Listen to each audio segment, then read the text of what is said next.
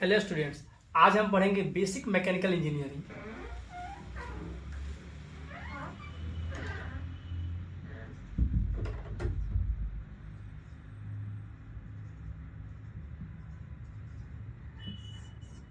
Basic mechanical engineering के जितने भी प्रॉब्लम्स आएंगे उन सब में बेसिक मैकेनिक्स का कॉन्सेप्ट यूज होगा। तो बेसिकली उस प्रॉब्लम को सॉल्व करने के लिए हमें बेसिक ऑफ मैकेनिक्स आना जरूरी है। तो बेसिक ऑफ मैकेनिक्स में जितने भी चैप्टर होते हैं इन सब का हमारे पास थोड़ा थोड़ा नॉलेज होना जरूरी है। तो बेसिक मैकेनिक्स में कौन कौन से चैप्टर आते हैं? First unit and dimensions. Second हम पढ़ेंगे वेक्टर। थर्ड हम पढ़ेंगे काइनेमेटिक्स। फोर्थ हम पढ़ेंगे न्यूटन लॉ ऑफ मोशन, जिससे हम शॉर्ट फॉर्म में एनएलएम बोलते हैं। फिफ्थ पढ़ेंगे फ्रिक्शन। सिक्स पढ़ेंगे वर्क एंड एनर्जी।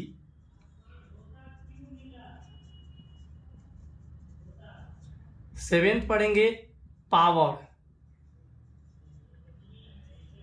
एट्थ पढ़ेंगे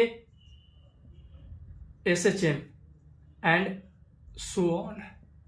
इन सब का कॉन्सेप्ट हमें आना जरूरी है, जो कि बेसिक मैकेनिकल इंजीनियरिंग के प्रॉब्लम सोल्व करने में इजी हो जाएगा। तो आज हम स्टार्ट करते हैं यूनिट एंड डायमेंशंस।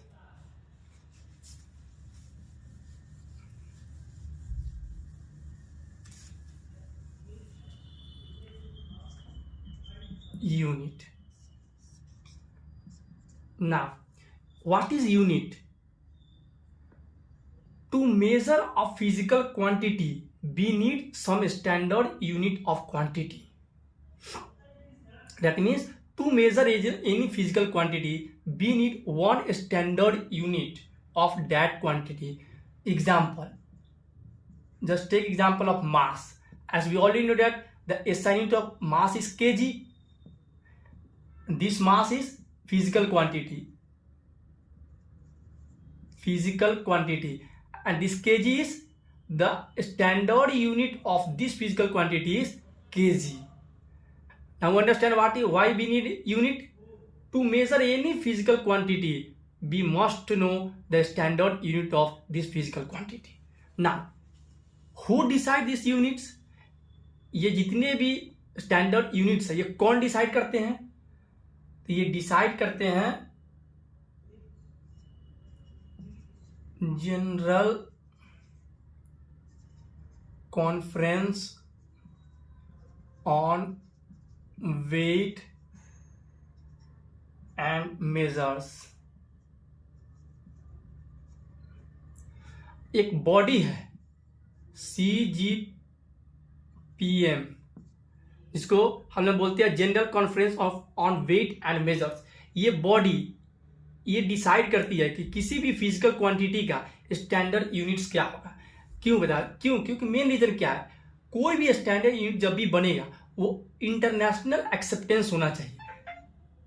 अगर इंटरनेशनल एक्सचेंज नहीं होता है तो कम्युनिकेशन करना और एक्सचेंज करना मुश्किल हो जाएगा। जैसे मान लो कोई भी, अगर तुमने केजी में किसी कंट्री को मान लो कोई वीट दिया, तो ऐसा नहीं है ना कि वो बोलेंगे कि मुझे मीटर में दीजिए, या तुम वापस बोलोगे कि मुझे कोई भी चीज़ दीजिए केजी में रिटर्न मांगोगे, ये बोलेंगे नहीं मैं तो मीटर में दूंगा। ऐसा नहीं। इसी कारण एक्सचेंज करना आसानी हो, इन लोग डिसाइड करते हैं कि all over the international, all over the world एक स्टैंडर्ड यूनिट होना जरूरी है, ताकि कम्युनिकेशन आसानी से हो सके, कोई भी चीज़ एक्सचेंज हो सके एक स्टैंडर्ड यूनिट में ना। Actually there are large number of physical quantities which are measured and every quantity needs a unit.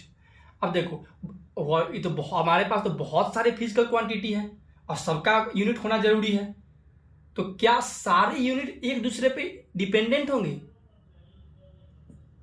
क्या जितने भी यूनिट फिजिकल क्वांटिटी के यूनिट है एक दूसरे पे डिपेंडेंट होंगे या इंडिपेंडेंट होंगे? देखो ऐसा जरूरी नहीं है कि सारे स्टैंडर्ड यूनिट एक दूसरे पे डिपेंडेंट हो, नहीं, कुछ है जो डिपेंडेंट होते हैं। जैसे देखो, जैसे मान लो एग्जांपल, लेंथ का क्या हो गया मीटर, ठीक है, अगर मुझे फाइंड करना हो कि एरिया ऑफ स्क्वायर का यूनिट क्या होगा, अब देखो मान लेते हैं साइड एल था, तो एरिया क्या होता है, एल इंटू एल। तो अब देखो स्टैंडर्ड यूनिट लेंथ का क्या था, मीटर, तो metre into metre means area का स्टैंडर्ड यूनिट क्या हो गया, मीटर स्क्वायर। दैट मीन्स ये डिराइव्ड हुआ किससे, लेंथ से, क्योंकि लेंथ का हमें स्टैंडर्ड यूनिट पता था, इसके लेंथ के थ्रू हम निकाल लिए एरिया का। सपोज किसी का भी अगर वॉल्यूम निकालना हो, जैसे मान लो एग्जांपल के वॉल्यूम एल क्यूब होता है, ठीक है, तो वॉल्यूम अगर मुझे लेंथ का पता है मीटर, तो ये मीटर क्यूब हो जाएगा, metre into metre into metre, तो ये मीटर क्यूब हो जाएगा। दैट मीन्स लेंथ क्या हो गया, ये हो गया फंडामेंटल, ये हो गया बेस क्वांटिटी हो गया। दैट मीन्स ऐसा बेस क्वांटिटी 7 है कि ये किसी पे डिपेंडेंट नहीं है। लेट्स टेक पहली बात, पहले ही रुक जाओ, fundamental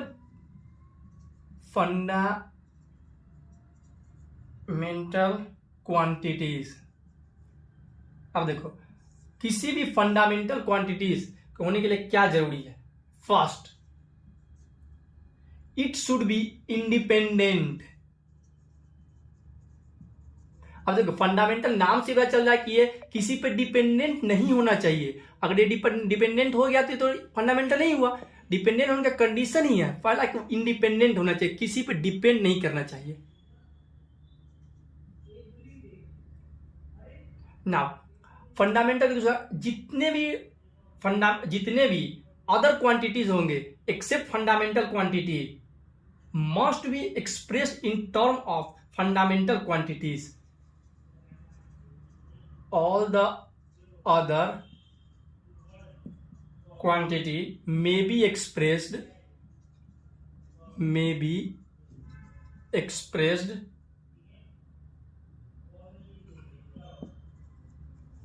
in terms of the fundamental quantities.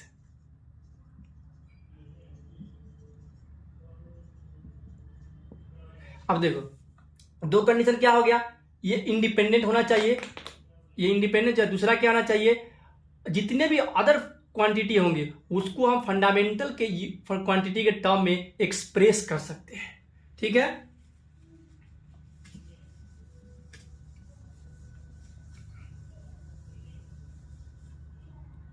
Now the fundamental quantities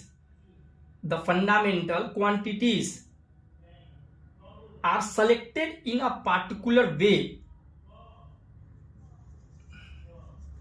The fundamental quantities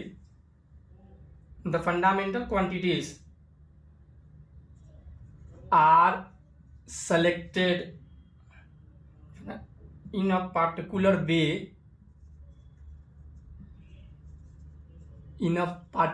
way,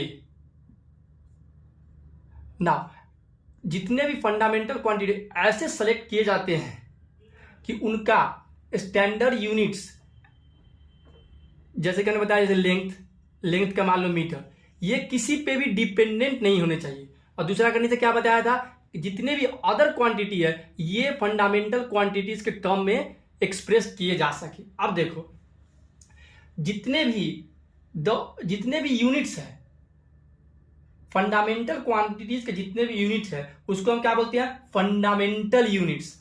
अब मान लो डेफिनेशन आता है व्हाट इज फंडामेंटल यूनिट्स, तो फंडामेंटल क्वांटिटी के जो भी एक स्टैंडर्ड यूनिट दिया गया है उसी को हम बोलते हैं फंडामेंटल यूनिट्स। अच्छा अब बता तो डिराइव्ड यूनिट्स क्या होगा,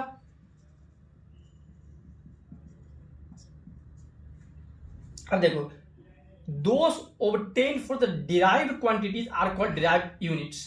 अब देखो फंडामेंटल क्वांटिटीज तो हमने जान गया कि जो फंडामेंटल यूनिट का फंडामेंटल क्वांटिटी का जो यूनिट हमें दिया वो हो गया फंडामेंटल यूनिट्स। अब डेराइव्ड यूनिट्स क्या हो गया, जो फंडामेंटल यूनिट्स के मदद से जिसका हम दूसरे अदर फिजिकल क्वांटिटी का यूनिट निकालेंगे उसको बोलेंगे डिराइव यूनिट। जैसे एग्जांपल मैंने ये बताया था, अगर लेंथ का मीटर था तो एरिया हमने क्या निकाला था, एरिया का ऐसा यूनिट्स मीटर स्क्वायर, वॉल्यूम का मीटर क्यूब। तो ये सब क्या है, यही तो डिराइव यूनिट्स है ना। और ये क्या हो गया, ये फंडामेंटल यूनिट्स हो गया, और ये दोनों क्या हो गया, डिराइव्ड यूनिट्स। ठीक है।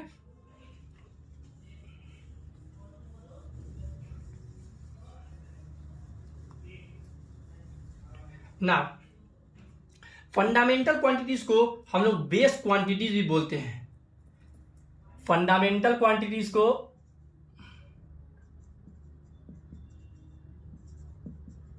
और बेस क्वांटिटी। ना टोटल फंडामेंटल क्वांटिटी कितने हैं, 7 है। ठीक है। Quantity name unit symbol. Now total 7 बोला था। फर्स्ट क्या हो गया, लेंथ। लेंथ का यूनिट क्या हो गया, metre. Symbol M. Second mass, unit of mass kilogram. Symbol क्या हो गया, केजी। थर्ड टाइम, यूनिट क्या हो गया स्टैंडर्ड यूनिट टाइम का, सेकेंड।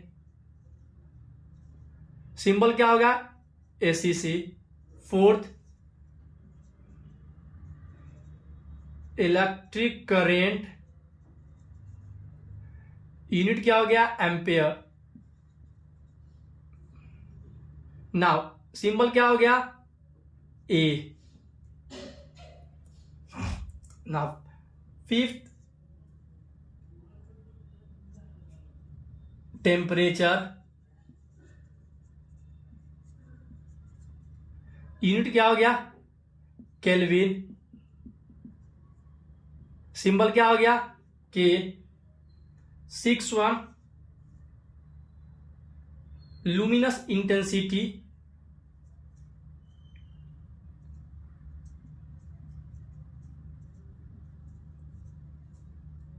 यूनिट क्या हो गया, कैंडेला।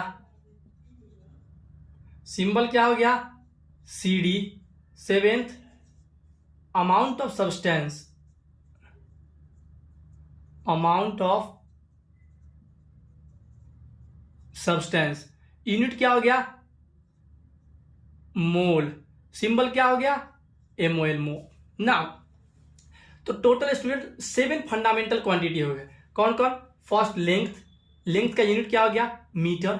सिंबल क्या हो गया, एम। मास किलोग्राम, केजी। टाइम का क्या हो गया, सेकेंड, एसीसी। इलेक्ट्रिक करंट का क्या हो गया unit, ampere. Symbol A. Temperature kelvin, symbol K. Luminous intensity candela, symbol C D. Amount of substance का यूनिट क्या हो गया, mole, MOL E. And symbol क्या हो गया, एमओएल। नाउ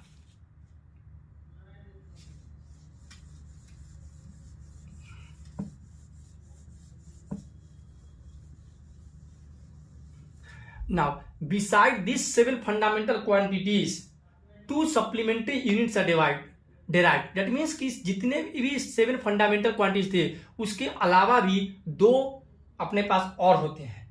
ठीक है, उनको क्या बोलते हैं, सप्लीमेंट्री यूनिट्स। सप्लीमेंट्री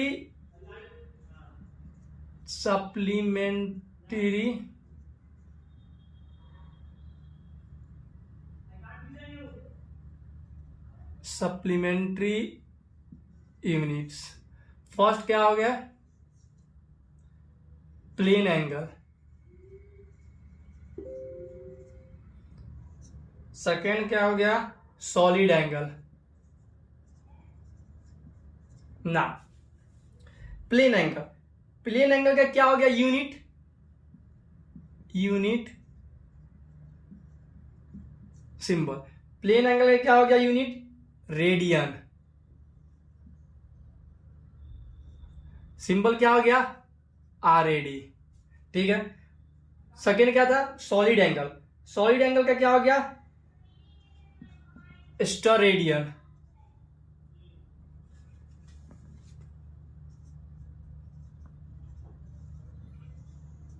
सिंबल क्या हो गया, SR।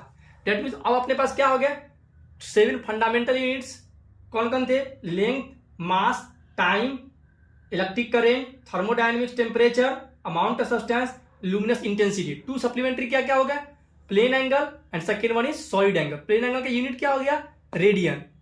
सिंबल क्या हो गया, RAD। सॉलिड एंगल का क्या हो गया, यूनिट स्टेरेडियन। सिंबल क्या हो गया, SR। तो ये बेसिक यूनिट का एक्सप्लेनेशन था। ना नेक्स्ट क्या करेंगे, हम लोग डायमेंशन पढ़ेंगे और डायमेंशन का फिर एग्जाम्पल करेंगे कि जितने भी फिजिकल क्वांटिटी है सबका डायमेंशंस कैसे निकालेंगे। Okay, thank you.